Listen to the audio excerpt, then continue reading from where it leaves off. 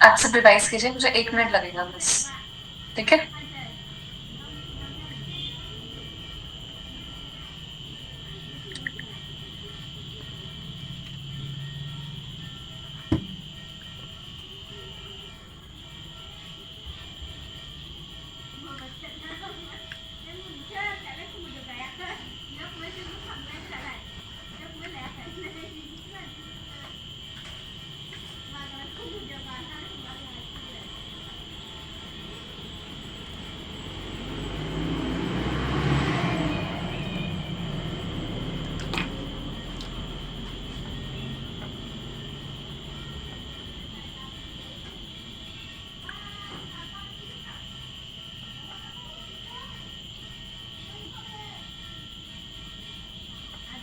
क्या किया सबने ब्रेक में? हम पौधों को पानी डाला। ये तो बहुत अच्छा है। और खाना खाया बस। ऐसे ब्रेक मिलता है ना तो आइस क्लोज करके बैठ जाया करो या लेट जाया करो, कुछ खा पी लिया करो, ठीक है। माइंड थोड़ा फ्रेश हो जाएगा, पौधों में पानी दे दिया करो, उससे भी माइंड बहुत फ्रेश हो जाता है।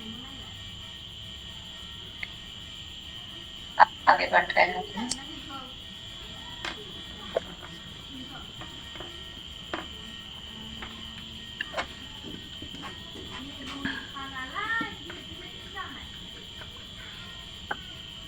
अभी तक जो हम पढ़ रहे थे, क्या पढ़ रहे थे? बैंक्स के बारे में, ठीक है। नॉन बैंक्स में मैंने आई5 एक लिखवाया था और दूसरा NBFCs, ठीक है। आई5 की फुल फॉर्म पता है किसी को? ऑल इंडिया फाइनेंशियल इंस्टीट्यूशन ऐसा कुछ। All India financial institution. और NBFC की? Non banking non banking. आगे? Financial company. ठीक है। आई5 में आएगा एग्जिम, इन सबकी डिटेल्स अभी हम लिखेंगे। नाबार्ड,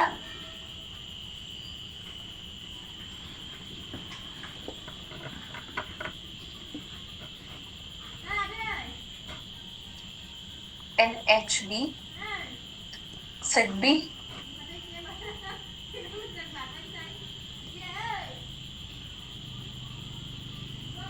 NBFC में प्राइमरी डीलर्स, म्यूचुअल फंड्स,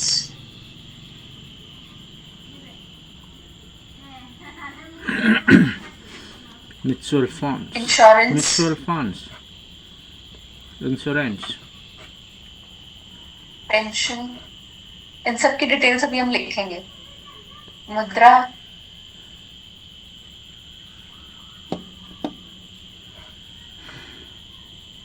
ठीक है।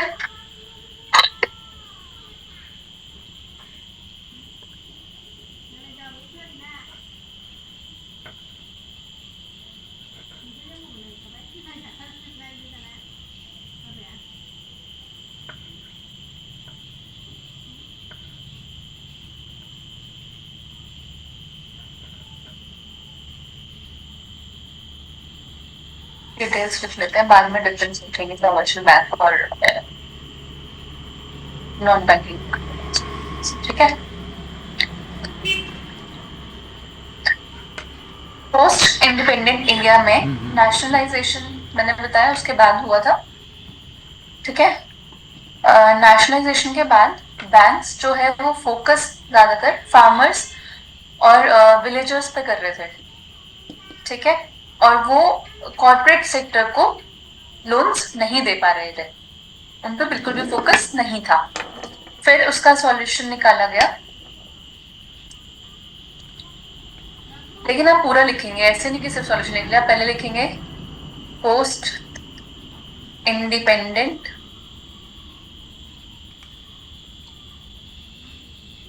India after nationalization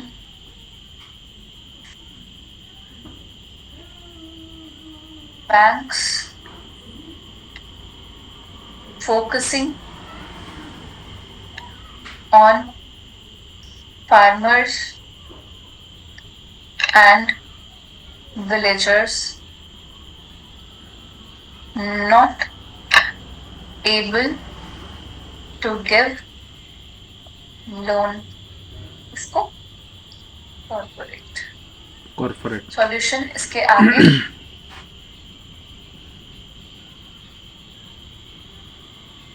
development finance institutions DFI।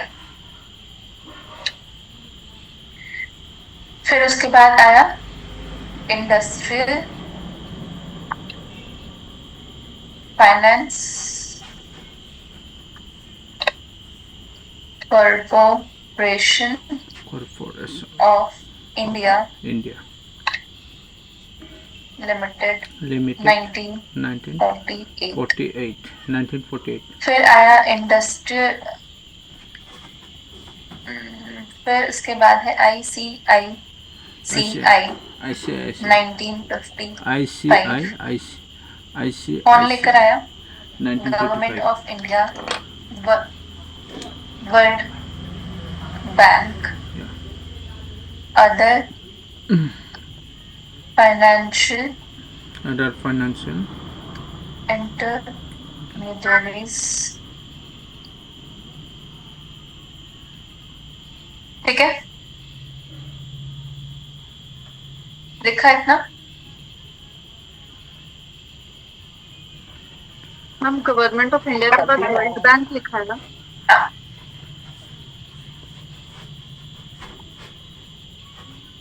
Other financial intermediaries. हाँ,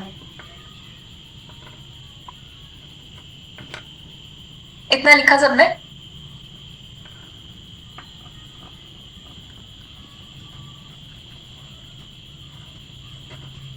कंप्लीट नहीं हुआ है। क्या नहीं हुआ है? कंप्लीट नहीं हुआ है, लेकिन जल्दी लिख लो फिर सारा।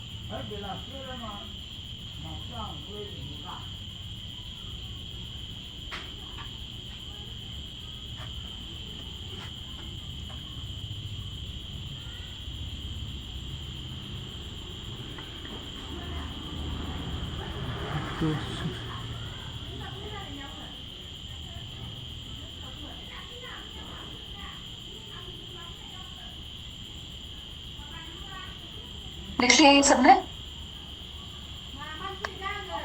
जी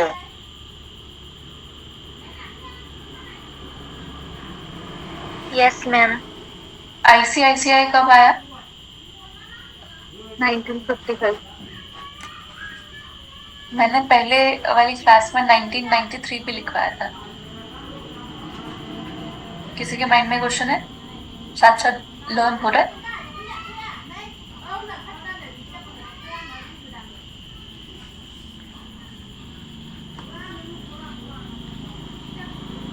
उसमें लिखा नहीं क्या?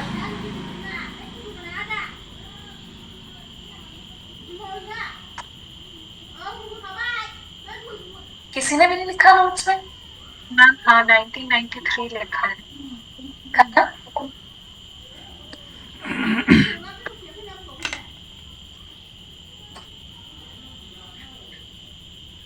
यहाँ पे लिखा है,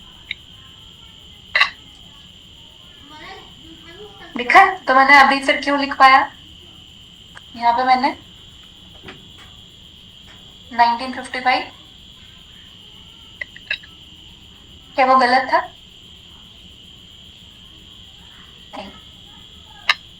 वो हमने बैंक वाले उसमें लिखा है, ठीक है। ओरिजिनली आईसीआईसीआई एक फाइनेंस इंस्टीट्यूट था, वो कब बना? तो अगर बैंक का पूछा जाए तो 1993 डेट आएगी, और फाइनेंस इंस्टीट्यूट का पूछा जाए तो 1955 डेट आएगी।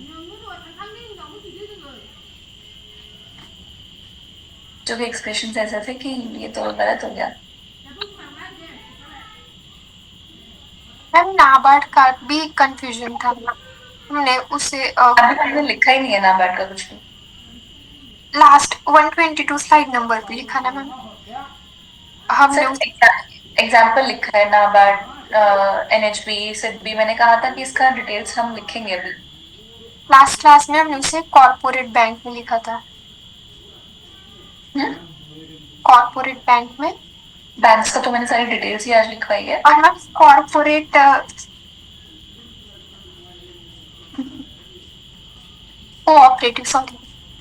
कोऑपरेटिव बैंक में, तो ये इसमें भी आएगा नॉन बैंकिंग में नाबार्ड। क्या लिखवाया था पूरी लाइन? अभी आप जब पूरा नाबार्ड का पढ़ोगे ना, आपको सारा समझ में आ जाएगा, ठीक है। उसके बाद क्वेश्चन पूछना। जयश्री, आपका क्वेश्चन है। हाँ मैम, कंफ्यूज लेकिन वो क्लियर हो जाएगा। इतना लिखिए सबने? Yes ma'am. जी मैम।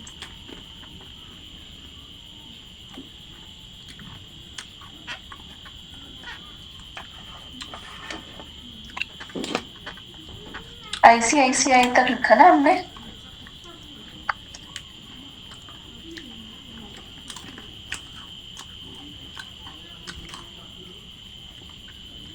आईडीबीआई,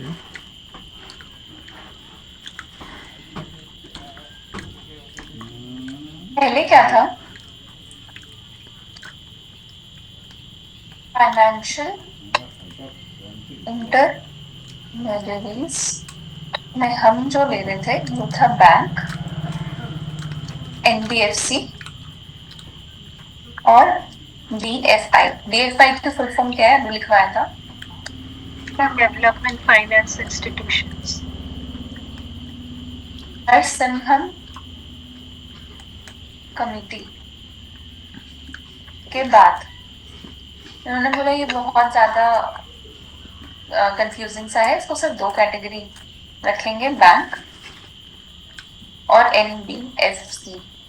बैंक जैसे आईसीआई, डीबीआई और एनबीएफसी जो अभी हम पढ़ेंगे, ठीक है।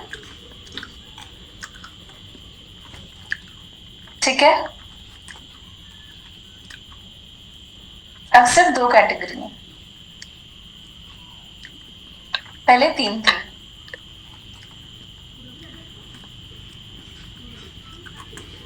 पहले हम कमर्शियल बैंक और ये लास्ट में करते हैं इसको ना। पहले हम आईफाई देखते हैं क्या।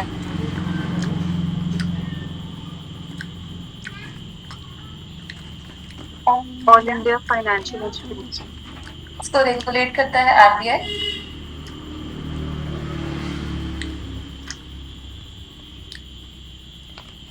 TRR, SLR, TSL।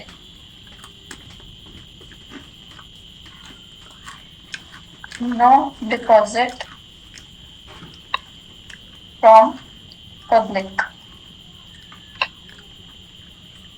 BECIL compliance norms इस पे एप्लीकेबल होंगी, सिर्फ इतना लिख लीजिए क्या है, आगे बढ़ेंगे। स्टैट्यूटरी बॉडी एक्ट से बने हुए होंगे।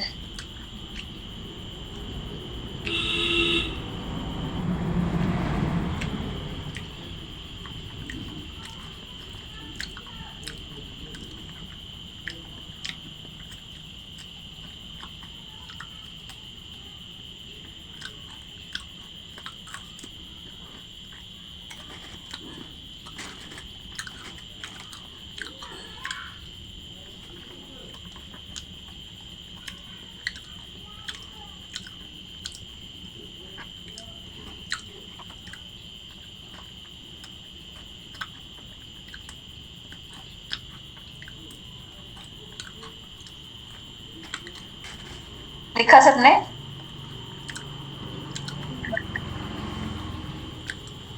लिखा है मैम।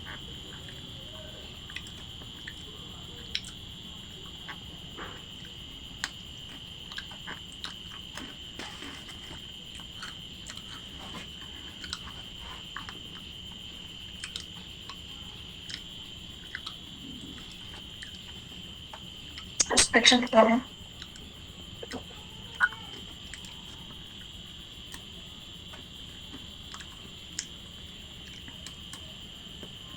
फर्स्ट नाबार्ड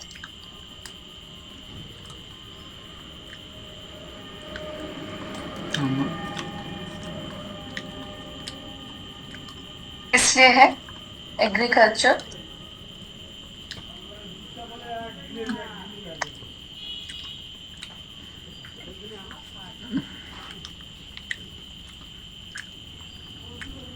क्या?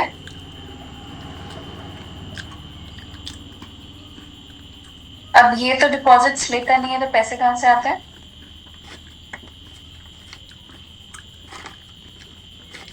आया था। हम जब बैंक अपना पीएसएल टारगेट नहीं पूरा करते तो आरबीआई इनको देता है ना। ठीक है। या फिर शेयर्स बॉन्ड्स इशू करके भी आता है। पीएसएल तो जर्नल जो कंप्लीट नहीं हुआ होता वो नाबार्ड को मिलता है। नेक्स्ट है इशू शेयर्स बॉन्ड्स या फिर world bank, Asian development bank, multilateral bank से लोन लेके उसके बाद भी लोन प्रोवाइड करता हूँ। ठीक है।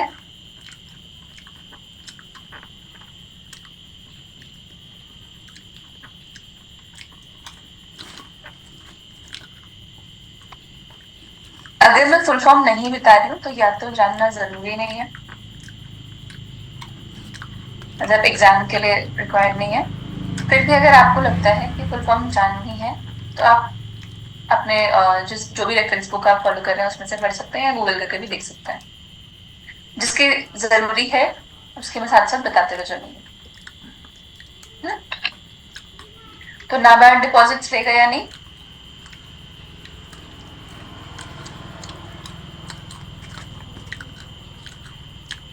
अब यहां से सबसे पैसा इकट्ठा करके micro finance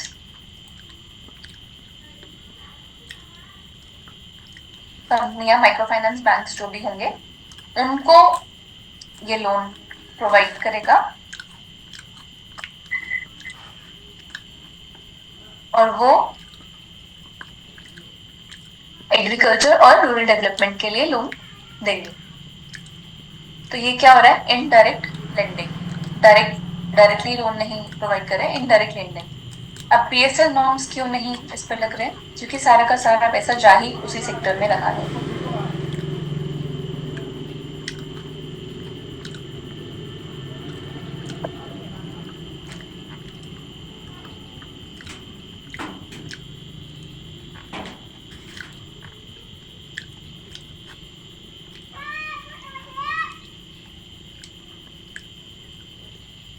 export import bank of India,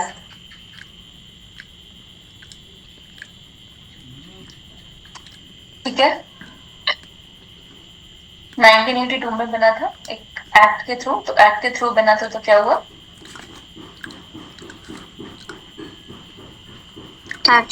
statutory. अब एग्जाम नाम से समझ में आ रहा है, export import bank of India की ये लोन और लोन क्रेडिट फाइनेंस देगा किसको? एक्सपोर्टर्स और इंपोर्टर्स को। क्या प्रमोट करेगा? Promotes cross border trade and investment.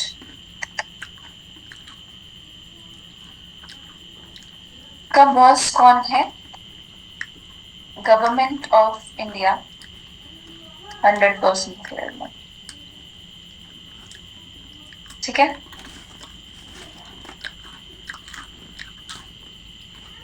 फिर है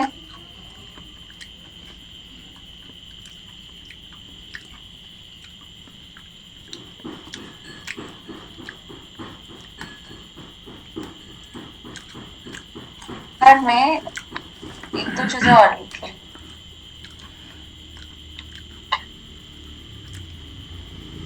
इसकी फुल फॉर्म क्या है नाबार्ड की? National bank of agriculture and rural development.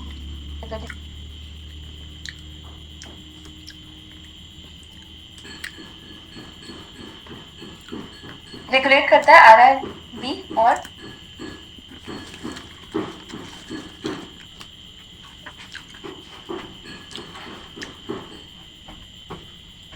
ने मुझसे क्वेश्चन पूछा था तो मुझे ध्यान में आया। कोऑपरेटिव बैंक, ठीक है।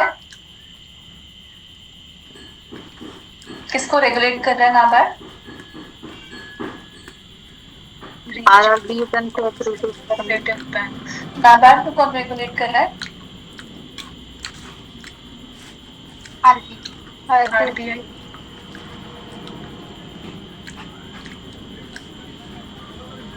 मैम बट अभी तो आपने बोला था कि ये स्टैट्यूटरी है तो एक्ट से रेगुलेट होगा ना?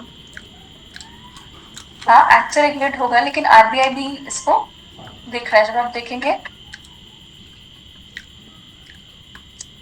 तो यही लिखेंगे, बना किससे है, वो एक्ट के थ्रू बना है, ठीक है।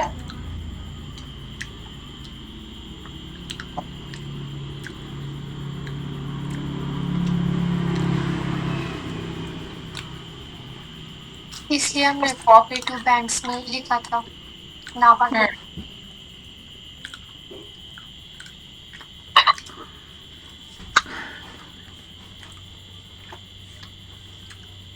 अब है नेक्स्ट नेशनल हाउसिंग बैंक। इसको भी रेगुलेट कौन कर रहा है? RBI, लेकिन ओनर कौन है? गवर्नमेंट।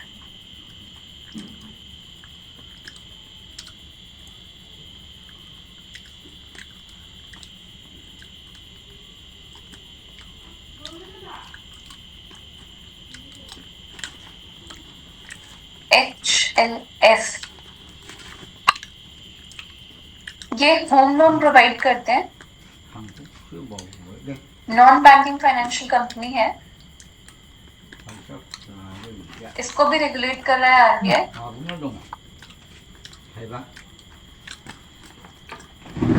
इनको जब पैसा चाहिए होता है तो इसकी हेल्प लेते हैं।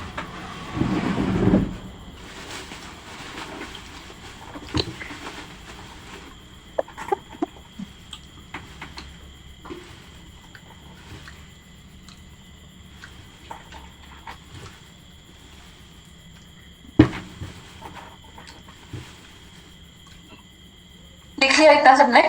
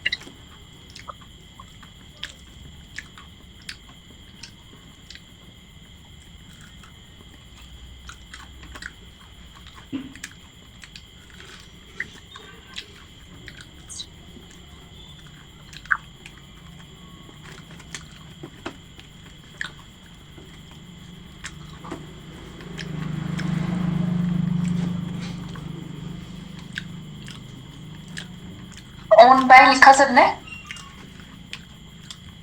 ये हेल्प करता है किसको? नाम से समझ में आ रहा होगा।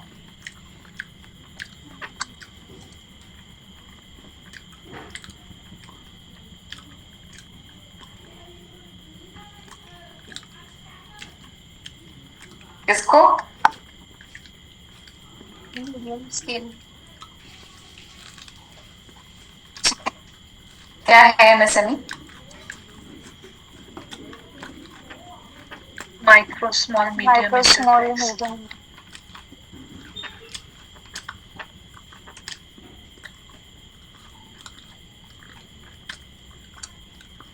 लिख लिया ये सबने?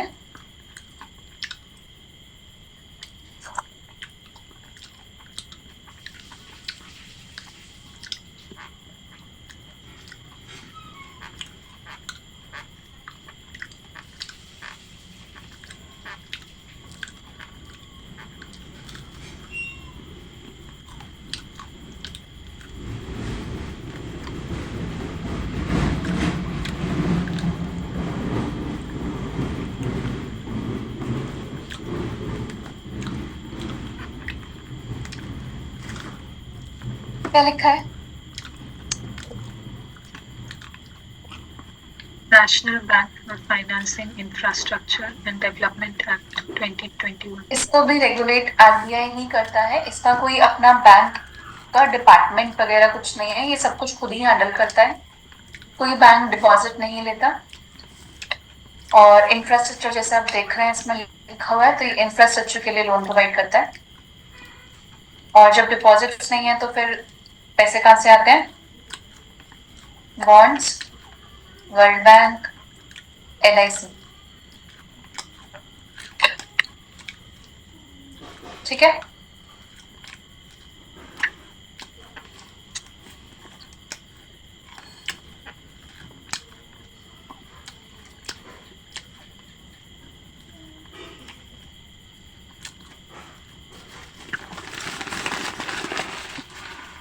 लिख लिया इतना सबने? क्या लिख रहे थे हम अभी तक? एनबीएफसी के बारे में। एनबीएफसी का हम शुरू करेंगे। अभी तक हम क्या लिख रहे थे? AIFIs sorry. ठीक है, तो ये खत्म हो चुका है आईएफआई। 5 मिनट का ब्रेक लेते हैं क्योंकि इसके बाद दूसरा टॉपिक शुरू होगा।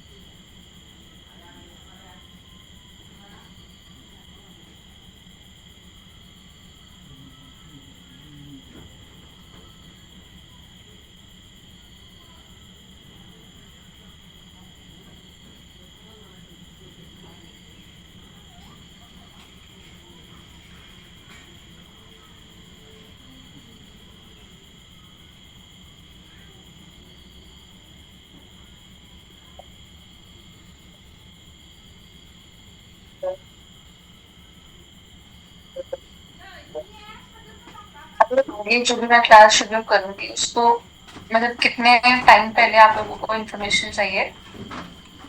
कोई वर्किंग है या कहीं किसी का कॉलेज वगैरह कुछ है या सब सेल्फ स्टडी कर रहे हैं?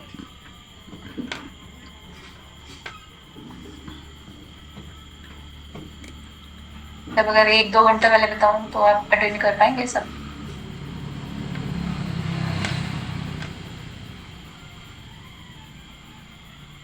या एक दिन पहले इन्फॉर्मेशन चाहिए?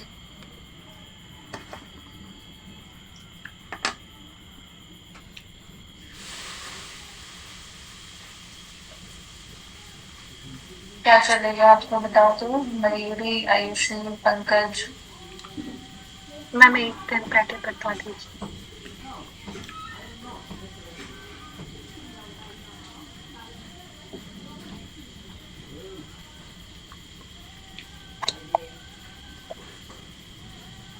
पाँच मिनट हो गए।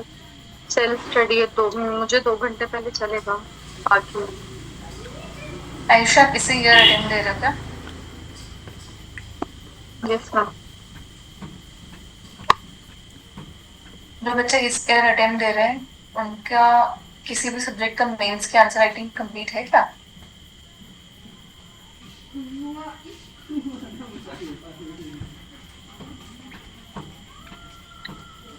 प्रीलिम्स के बाद मेंस की क्लासेस रखनी है, ज्योग्राफी और इको दोनों की। ठीक है, कैसे आंसर लिखना है, किस तरीके क्वेश्चन पूछे जा सकते हैं, कौन कौन से टॉपिक्स हैं जो मेंस के लिए जरूरी है पढ़ने, कुछ एडिशनल इंफॉर्मेशन जो ऐड करनी है।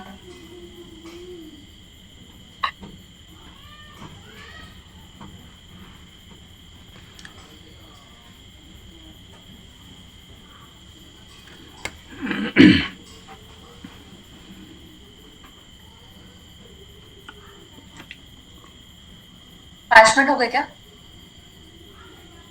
मैंने टाइम देखा नहीं था उस टाइम। करें फिर टॉपिक अपना स्टार्ट आगे। Yes ma'am.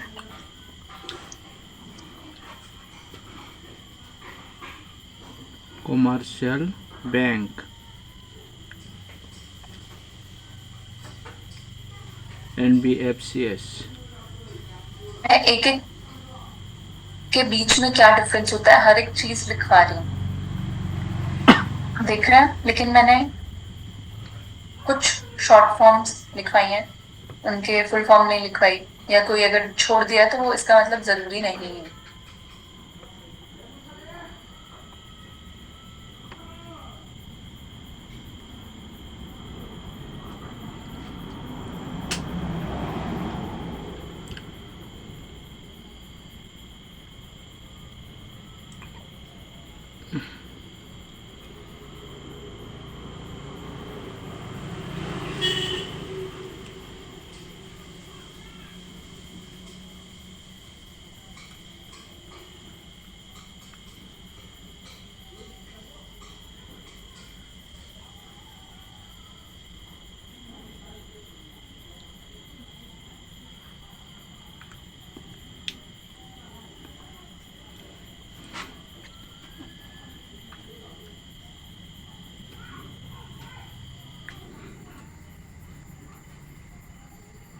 Supervision,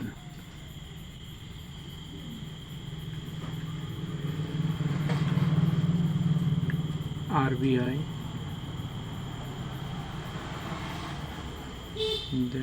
defense. लिखा इसमें मैंने डिपेंड्स लिखा है क्योंकि अगर म्यूचुअल फंड है तो उसको कौन करेगा? सेबी। So, ठीक है, अगर इंश्योरेंस है तो कौन करेगा? IRDAI। ऐसे ही हम पेंशन वगैरह ये सब, इंश्योरेंस, पेंशन, ये सब चीजें हम आगे पढ़ेंगे, म्यूचुअल फंड ये सब चीजें, बस एक एग्जाम्पल दिया।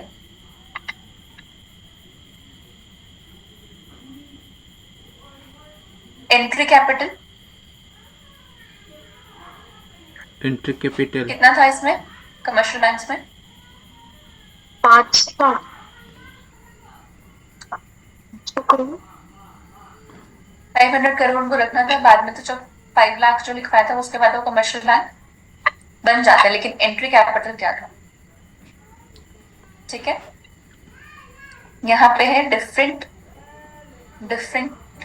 Norms, depends on organisation. norms, NORMS, norms.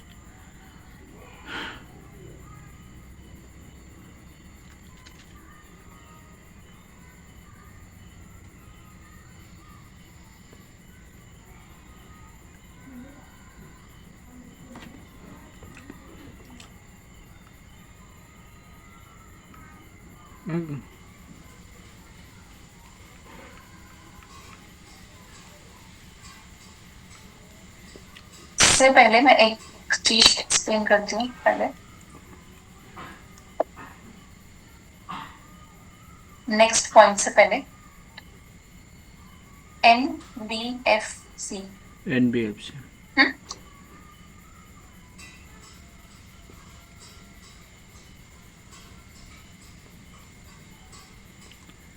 Can you accept deposit? अगर NBFC कोई है जो डिपॉजिट ले सकती है, Yes. यस और नो. No. ठीक है, Can you accept deposit? Yes. No. FC. NBFC. कुछ NBFCs ऐसी हैं 100+ के आसपास जो डिपॉजिट ले सकती हैं. ठीक है,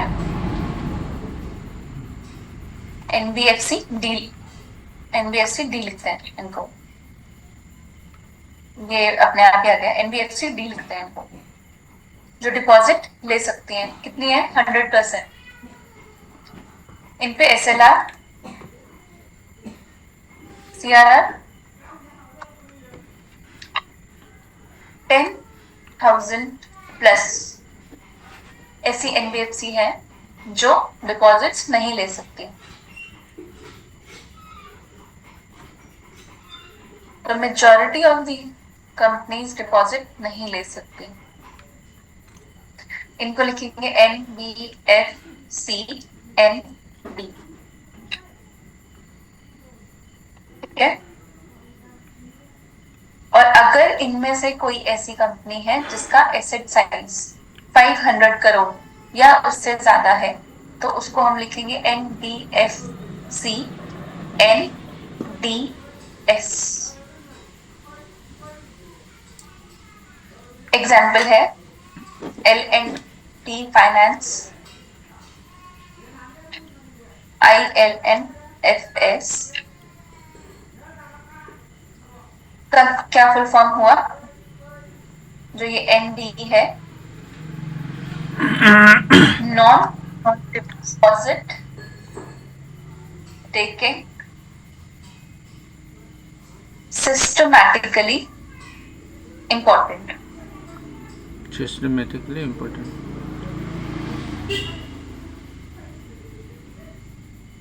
ठीक है, अब वापस से अपने उस पे आते हैं. ये लिख लिया सबने?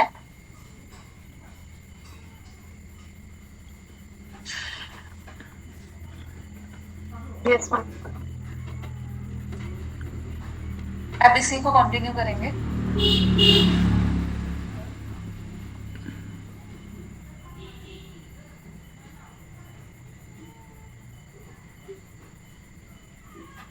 मैं आगे लिख नहीं रही हूँ. कमर्शियल बैंक आपको पता है किस साइड कौन सा था? कमर्शियल बैंक और NBFC.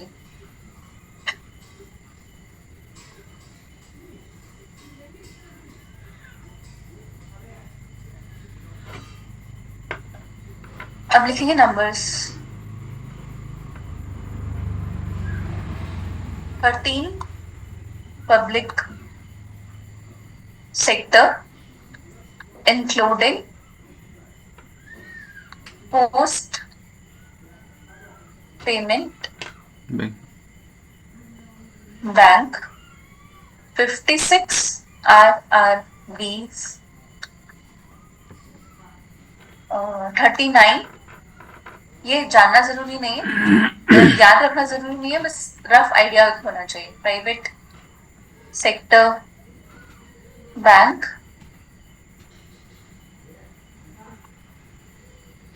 Including SFB 44 foreign banks. ये फिगर्स इंपॉर्टेंट नहीं है, एक रफ आइडिया बस होना चाहिए, तो लिखवा दिया है। टोटल, ये भी फिगर्स जरूरी नहीं है, जिसमें से 108 है जो डिपॉजिट्स ले सकती हैं, और जो रिमेनिंग है वो नॉन डिपॉजिट है।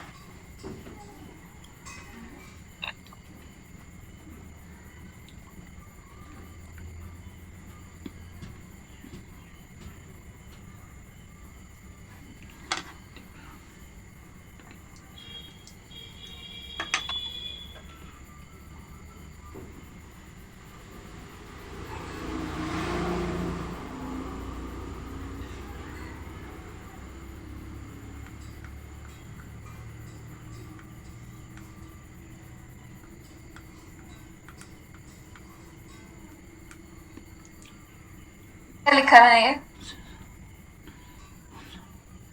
Term and demand, time and demand. Time deposit, demand deposit दोनों ही ले सकते हैं। इनको चेकेबल डिपॉजिट भी बोलते हैं, अगर लिखना है अलग एक कोई वर्ड।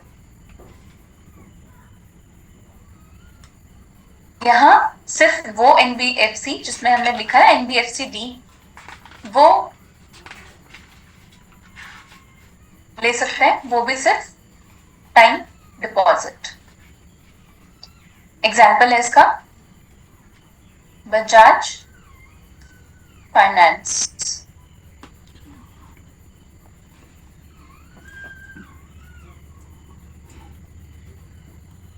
ठीक है,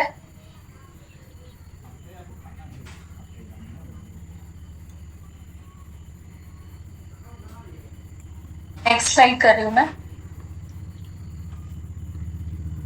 ये इसी में लिख देती हूँ। Payment bank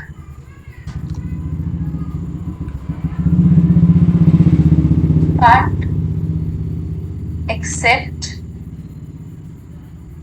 time deposits। Time deposits क्या होते हैं? मैम RD और FD। FDR,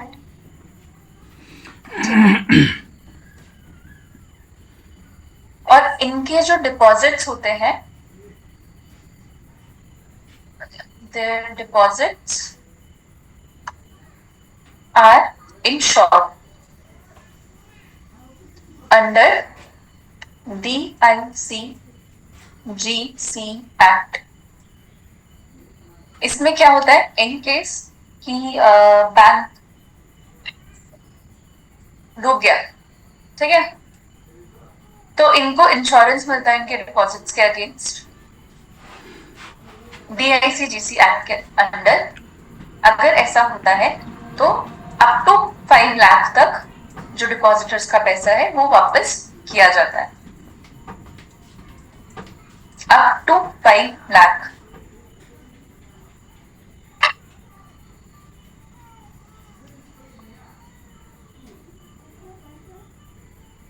यहाँ पे डिपॉजिट्स इंश्योर्ड नहीं है,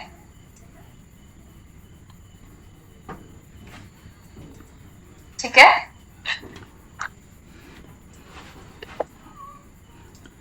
इतना लिख लिया, नेक्स्ट स्लाइड पे चलो।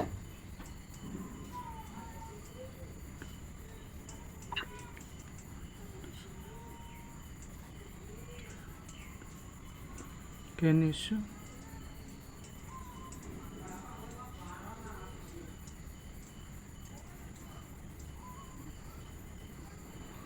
पीछे के सॉन्ग्स की आवाज से डिस्टर्बेंस तो नहीं हो रही?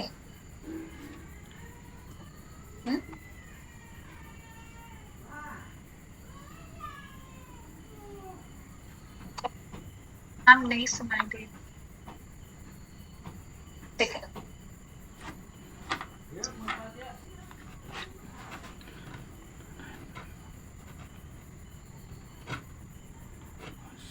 डिपॉजिट्स ही नहीं ले रहे तो चेकबुक और डेबिट कार्ड का तो सवाल ही नहीं है।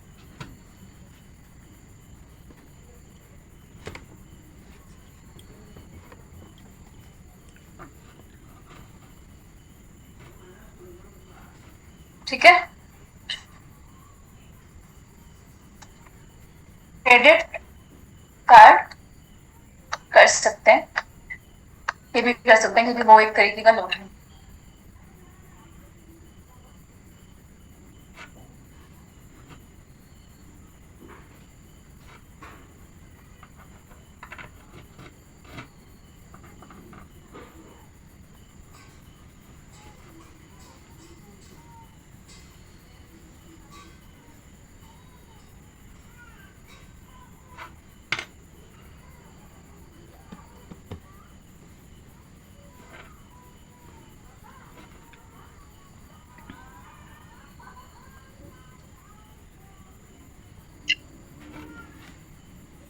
ठीक है, लेकिन इन पे भी आरबीआई डिफरेंट स्लैब लगा सकती है।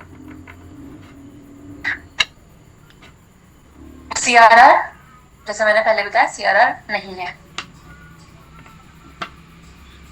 नेक्स्ट स्लाइड दिखा सकते स्लाइड चेंज हो गया।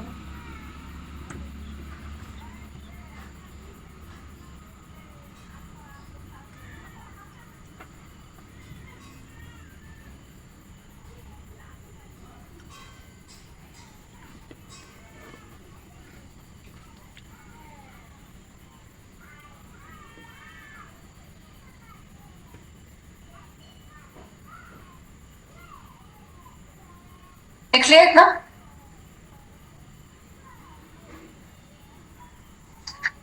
ये भी लिख लो, हम पढ़ेंगे आगे।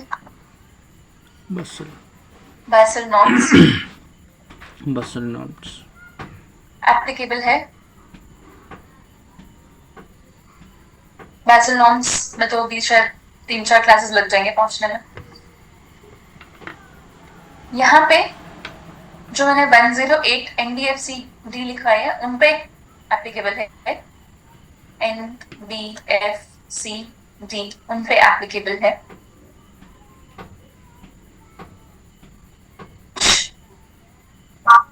नॉन डिपॉजिट टेकिंग जो NBFCs हैं 276 के आसपास है, उन पर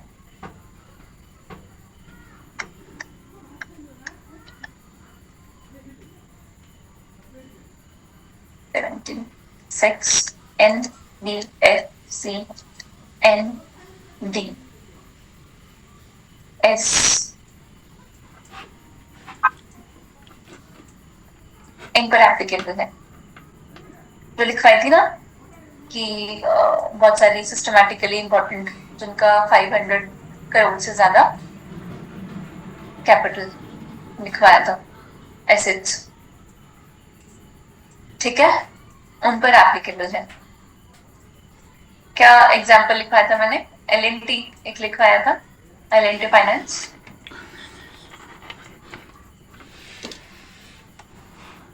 अगेन, लेकिन इन पे आरबीआई अलग नॉर्म्स बना सकती है, थोड़ा डिफरेंट स्लैब्स वगैरह।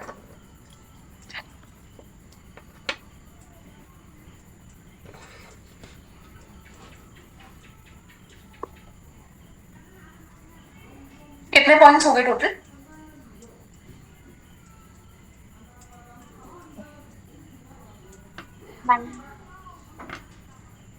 Nine points. 9 और लिख लेते हैं थोड़े से।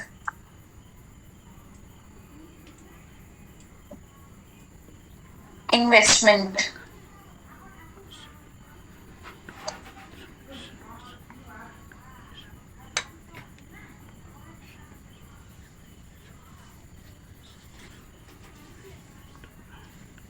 depositors money in RBI approved securities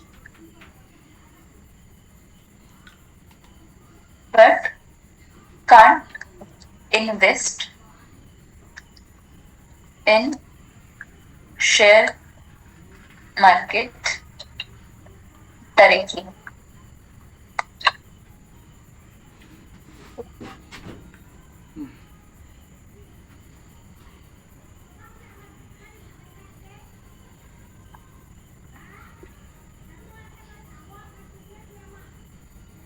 Can invest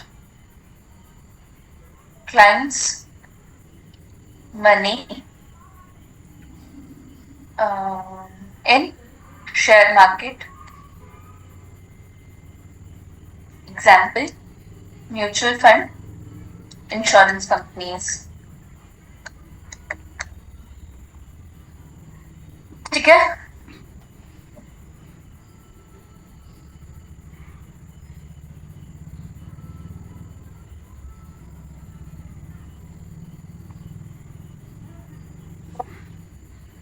Interest rate decided as per RBI's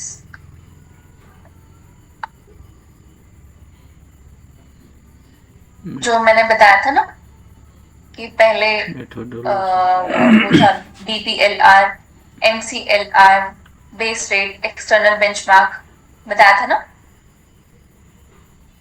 बताया था, याद है? एक्सटर्नल बेंचमार्क में भी मैंने 3-4 ऑप्शन दिए थे, एक रेपो रेट का दिया था first.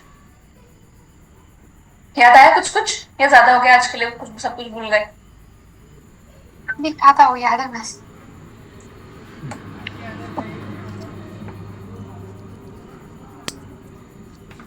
Depends on nature of business.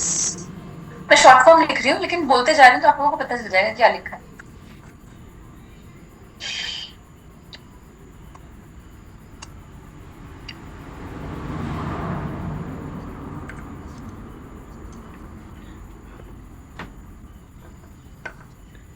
लिख लिया?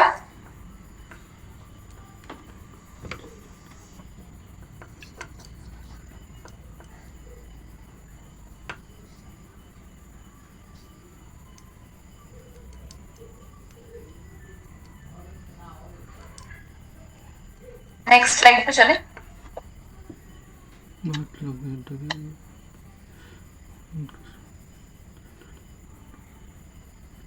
Recovery, loan recovery loan recovery, under recovery, loan recovery, सिर्फ IC एक्ट.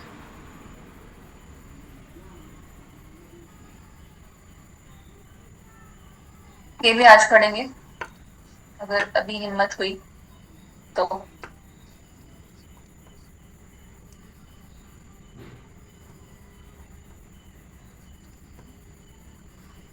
यहाँ पे हाउसिंग फाइनेंस कंपनीज जो भी हैं, कंपनीज हैव दिस एक्ट की पावर, लेकिन all types of NBFCs don't have it. ठीक है? इस पर थोड़ी सी डिटेल और आएगी 4-5 क्लासेस के बाद.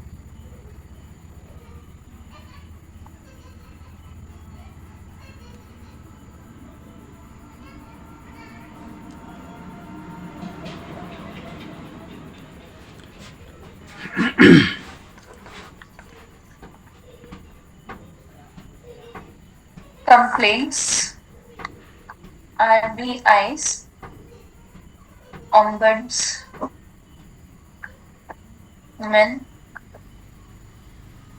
बैंक्स के लिए, यहाँ पे भी RBI's ombudsman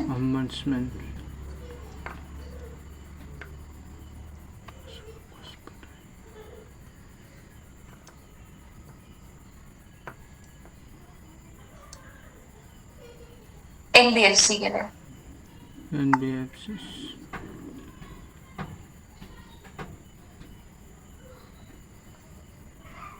कितने पॉइंट्स हो गए टोटल?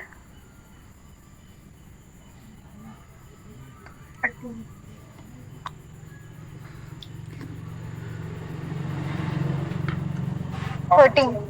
14. 13 में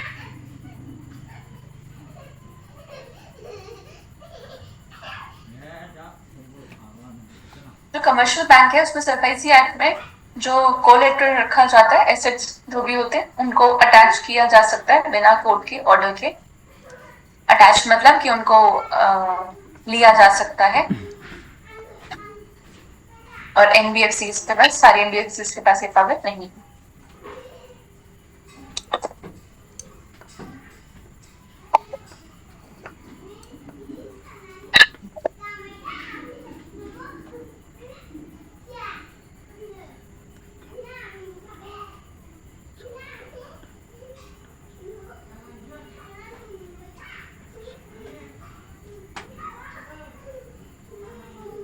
आठ बजे तक तो पढ़ेंगे, उसके बाद देखते हैं 1 घंटा 2 घंटा जितना भी पढ़ा जाएगा। ऐसे तो मेरा भी गला दर्द हो रहा है।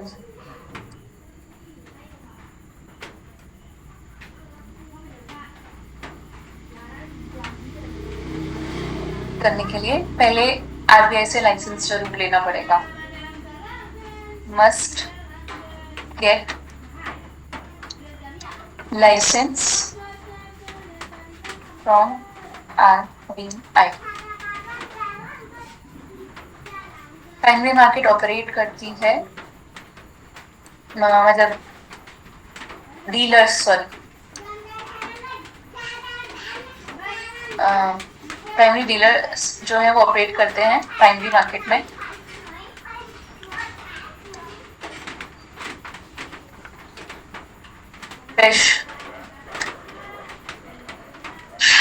फाइनेंशियल मार्केट 2 टाइप्स की होती हैं।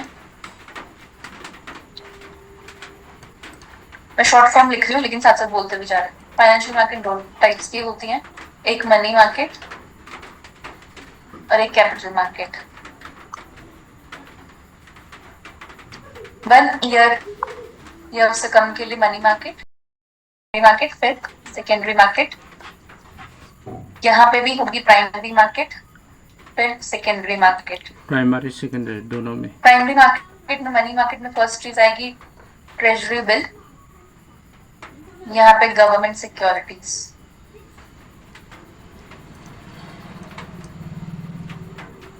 ट्रेजरी बिल हमने यही क्यों लिखा है आपको आगे समझ में आ जाएगा। ठीक है,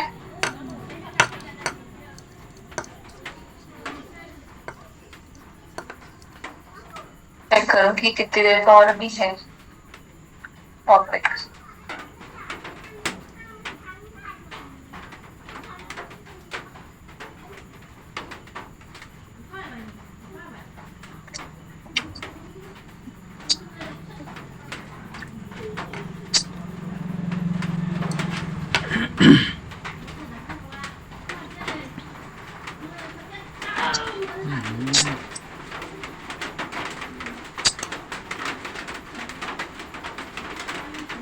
तो ये किसी हालत में रीड कर भी दिए तो इतना टाइम लगा तब भी खत्म नहीं होगा।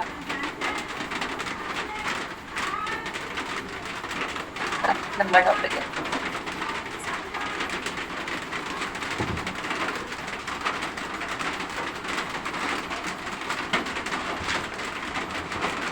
अटेंडेंस लिंक आया, अटेंडेंस फिल कर दीजिए।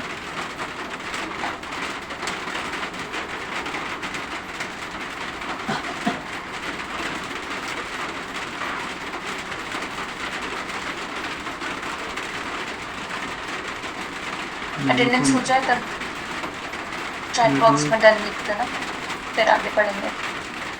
8 बजे तक पढ़ेंगे। यस, मेरा तो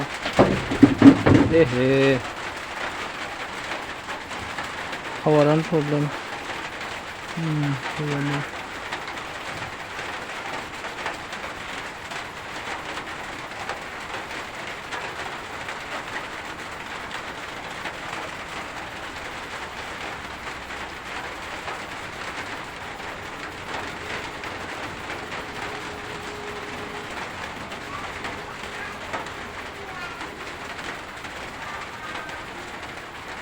One. 81 feet. लोग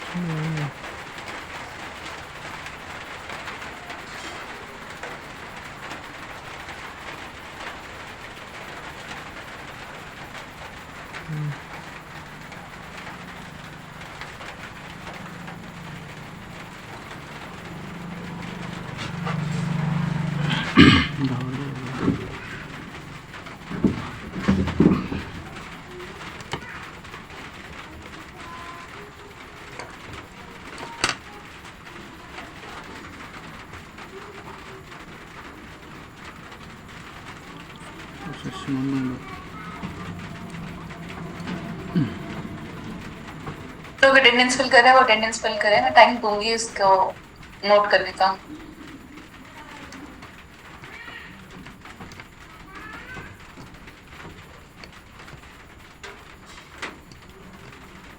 मैम इसका हेडिंग क्या लिखे? तारीख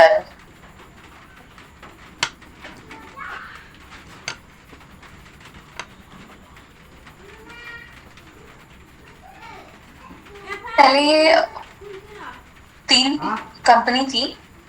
2019 में इनको आरबीआई ने मर्ज कर दिया था।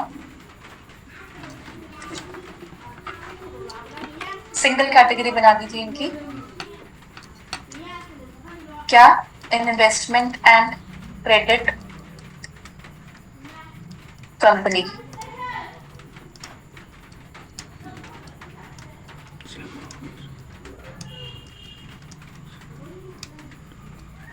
ये क्या करती है? बैंक से लोन लेती है और बॉन्ड्स इशू करती है और वो फिर लोन प्रोवाइड करती है इंफ्रास्ट्रक्चर वगैरह के लिए। ठीक है?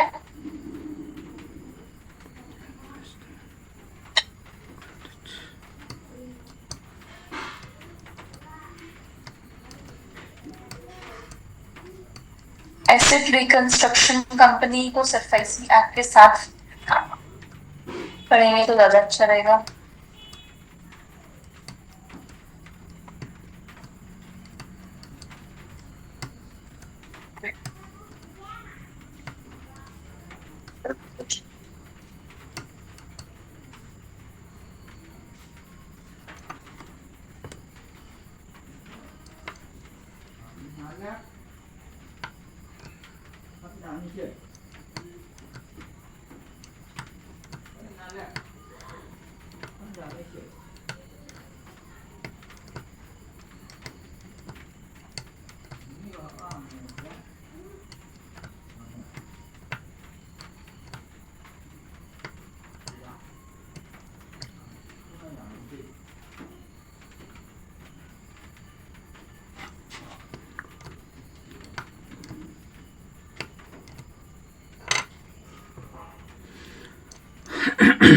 अभी हम ना इसके बाद मुझे एसेट्स एंड रिकंस्ट्रक्शन लिखवाना था, लेकिन हम दूसरी कोई चीज लिख रहे हैं। इस्लामिक, ये इतना इम्पोर्टेंट नहीं है लेकिन पता होना चाहिए। इस्लामिक बैंकिंग NBFC है, आरबीआई ने लेकिन इसको रिजेक्ट कर दिया है। जो इस्लामिक कंट्रीज है वहां पे तो है। इसमें क्या है? इसमें मना करते हैं किसी भी स्पेक्यूलेटिव ट्रेडिंग, गैम्बलिंग, इनमें पैसा नहीं लगाना। लिख सकते हैं और इंटरेस्ट ना तो पे करना है और ना ही रिसीव करना है।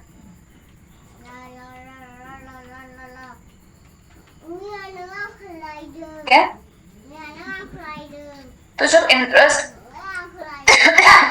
लेगा नहीं तो बैंक कैसे चलेगा? इस्लामिक बैंकिंग में ये है कि वो मानते हैं कि इंटरेस्ट किसी भी तरीके का ऐसा पैसा हमें नहीं लेना है। ठीक है? तो लग रहा है बड़ा अच्छा बैंक है ना, इंटरेस्ट लेगा लेकिन देगा भी नहीं।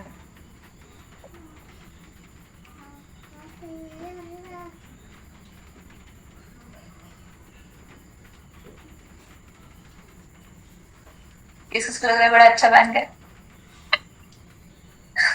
तो फिर ये चलेगा कैसे? इसमें क्या होगा कि जो सपोज कोई पर्सन है, एक मिनट,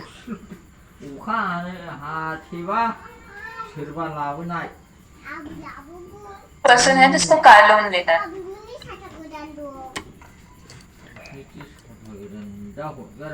ठीक है। ये पर्सन बैंक के पास जाता है लोन जो है इस्लामिक बैंक। अब अगर कार लोन ये बैंक देगा, इंटरेस्ट तो वो ले नहीं सकता, तो उसका प्रॉफिट कैसे होगा, है ना? तो ये क्या करेगा, बैंक किसी पर्सन को कहेगा 1 लाख डिपॉजिट करो, ठीक है। अब 1 लाख डिपॉजिट किया। अब ये यहाँ जो बैंक का पर्सन है वो इससे कार लेने जाएगा, कार को खरीद लेगा, और जो कार लोन लेने आया था इसको बेच देगा।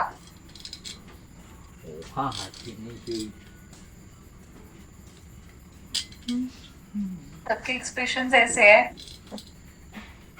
जो बैंकर है वो कार खरीदेगा और जो कार लोन लेने आया है उसको लोन ना देकर कार दे देगा, और इससे 1,20,000 रुपए ले लेगा। तो जो 20,000 का ये प्रॉफिट है, ऐसे बैंक चलेगा। ये इंटरेस्ट नहीं है, ये प्रॉफिट है, ठीक है। तो इस्लामिक बैंकिंग का ये मानना है कि हम कुछ भी ले नहीं रहे, ये तो प्रॉफिट है, ये तो बेच रहे थे, मिल रहा है।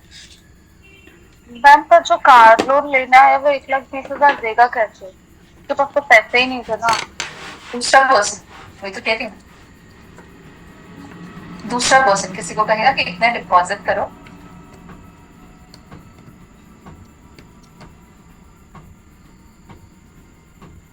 ऐसे चलता है।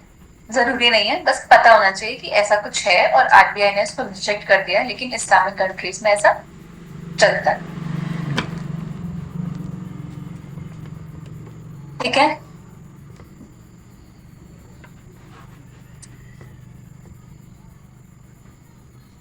इसको हम प्रॉफिट बोलेंगे, इंटरेस्ट नहीं, ठीक है। अब पहले आप लोग बताइए कि अगर क्लास कंटिन्यू कर सकते हैं तो फिर मैं आगे बढ़ाऊं, नहीं तो फिर हम परसों क्लास पे, कल परसों। मैम आप परसों कर देते। चैट बॉक्स में क्या लिख रहे हो? No. ठीक है, आप लोग आज इतना रिवाइज कीजिए। हम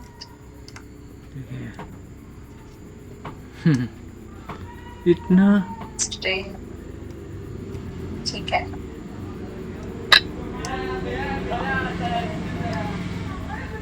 चेक करते हो कि कितना पेंडिंग है। अगर ज्यादा है तो फिर कल क्लास लेंगे, अदरवाइज परसों।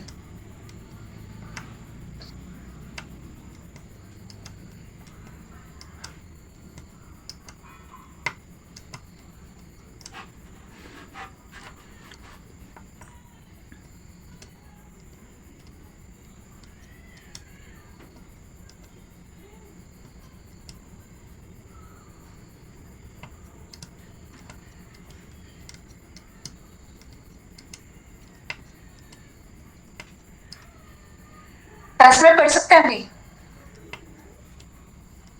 इतना तो दिमाग चल रहा होगा। 10 मिनट्स तो हाँ मैम पढ़ सकती हूँ। ठीक है।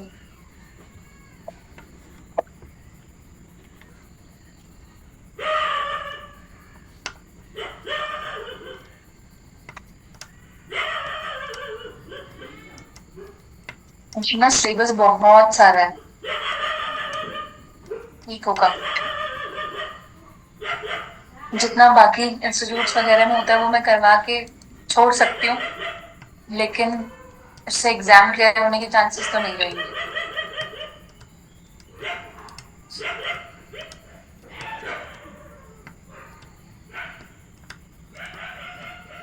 एसेट रिकंस्ट्रक्शन कंपनी, ये एनबीएफसी कंपनी है।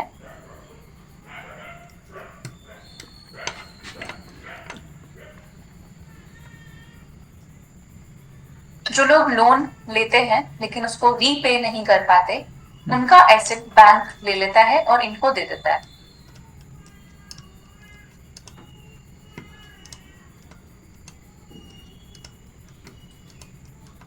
ठीक है, अब इसको अपने वर्ड्स में, आप नोट्स में जितना भी मैंने बताया उसको लिखते जाइए। मैं बस एक्सप्लेन करते जा रही हूँ कि क्या होता है। क्या करती है एसेट रिकंस्ट्रक्शन कंपनी? क्या करती है? जो लोन पे नहीं कर पाते हैं उनका एसेट लेके इन कंपनी को दे देती है। एसेट ये एसेट नहीं लेती है, ये एसेट नहीं लेती है। बैंक से लोन लिया, बैंक ने एसेट ले लिया, बैंक ने इसको दे दिया एसेट रिकंस्ट्रक्शन कंपनी को।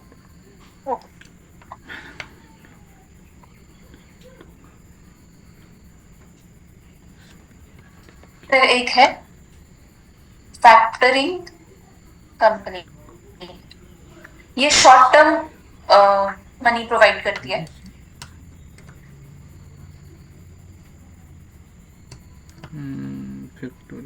ठीक है, गोल्ड लोन फेमस है काफी, मुथूट। मैम ये अलग अलग पॉइंट्स है ना? हाँ, अलग अलग पॉइंट्स है सारे। गोल्ड लोन कौन प्रोवाइड करता है? जैसे मुथूट। माइक्रो फाइनेंस इंस्टीट्यूशन,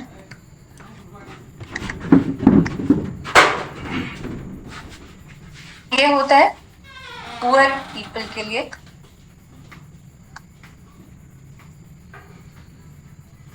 ये लोन प्रोवाइड करती है लेकिन सिर्फ 1.25 लाख तक। ठीक है,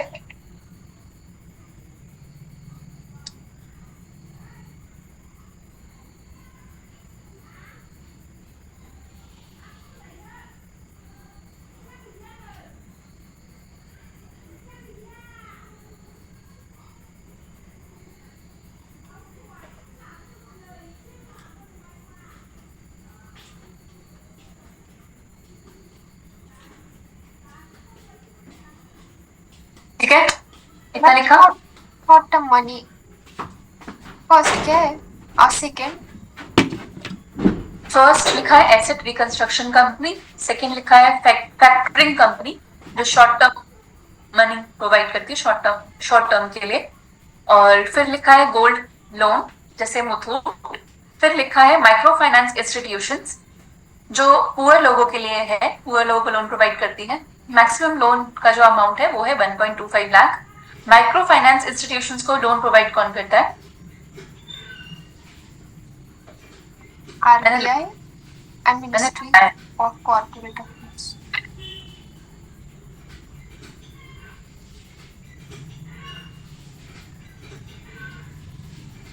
ठीक है,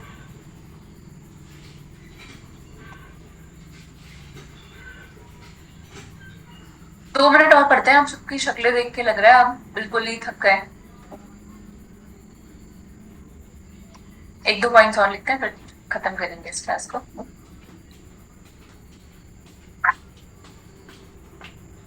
माइक्रो फाइनेंस इंस्टीट्यूशंस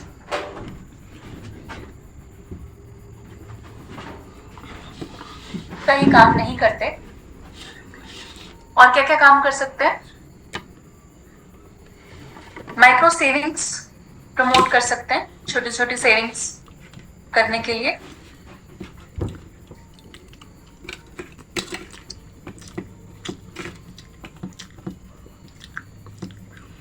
ठीक है, आगे हम इंश्योरेंस वाला टॉपिक जब पढ़ेंगे तो उसमें हम देखेंगे कि इंश्योरेंस, जैसे हमने देखा ना कि 25% रूरल एरियाज में बैंक पेनिट्रेशन होना चाहिए, वैसे ही इंश्योरेंस का भी होता है कि मैक्सिमम लोग इंश्योरेंस करवाएं, जो पुअर लोग हैं वो भी करवाएं। तो माइक्रो फाइनेंस इंस्टीट्यूशंस इसको भी प्रमोट कर सकते हैं कि माइक्रो इंश्योरेंस प्रमोट करना।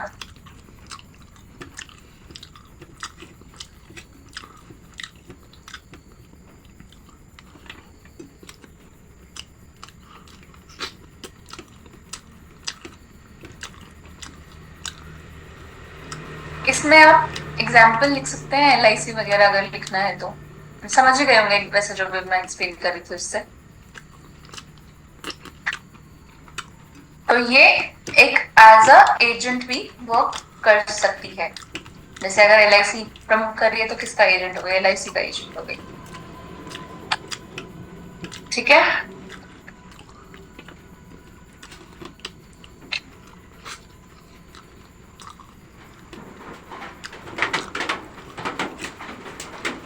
बैंक बैलेंस वगैरह आप कहाँ देख सकते हैं? RBI में जाके। म्यूचुअल फंड कहाँ देख सकते हैं? सेबी।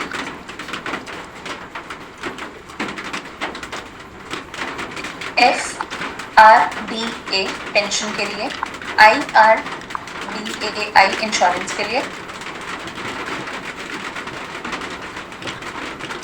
ये सब हम आगे पढ़ेंगे। ठीक है, सब अलग अलग वेबसाइट पर देखो। ठीक है,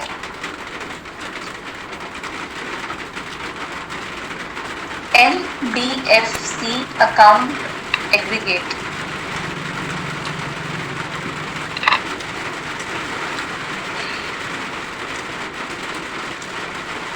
ये है कि ये सारी इंफॉर्मेशन एक ही प्लेटफॉर्म पर मिल जाए। अभी भारत में डेवलप नहीं है लेकिन प्रपोज्ड है।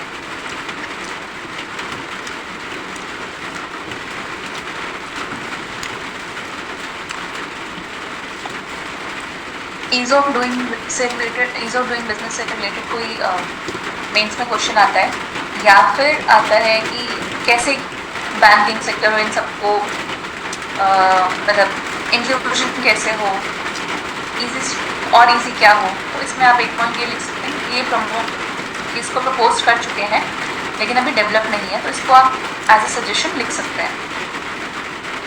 NBFC account aggregate. ठीक है,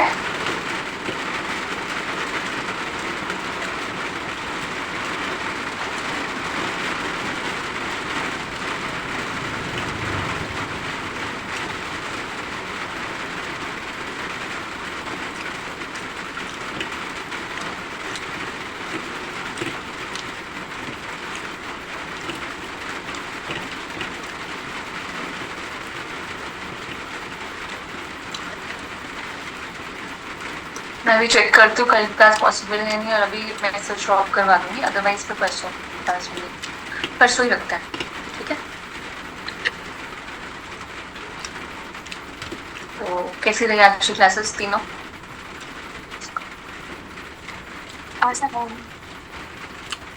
कल रिवाइज हो जाएगा।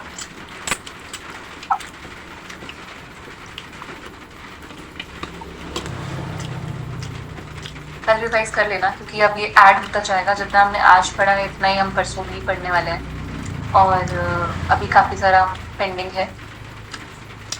Insurance, pension, fiscal policy, agriculture, GDP, GNP, ये सब टैक्स, ये सब कुछ अभी हमें करना है, और इसी तरीके से क्लासेस चलेंगी। ठीक है, तो 10, 12, 15 दिन की बात है, अच्छे से फटाफट कंप्लीट कर।